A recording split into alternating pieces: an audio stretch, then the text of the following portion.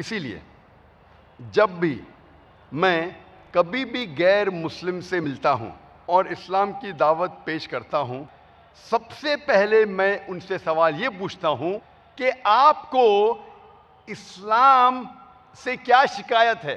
آپ کا جو بھی علم اسلام کے بارے میں صحیح یا غلط، جو کچھ علم آپ کو اسلام کے بارے میں ہے، میں جاننا چاہتا ہوں کہ آپ کو اسلام کے بارے میں کیا غلط لگتا ہے۔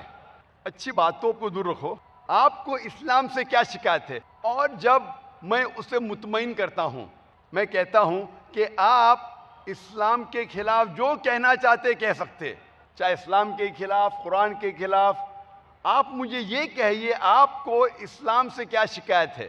اور جب میں انہیں مطمئن کرتا ہوں کہ وہ آرام سے جو کچھ کہنا چاہتے ہیں اسلام کے خلاف کہہ سکتے، پھر وہ غیر مسلم 3 یا 4 سوالات کرتا ہے اسلام کے بارے میں۔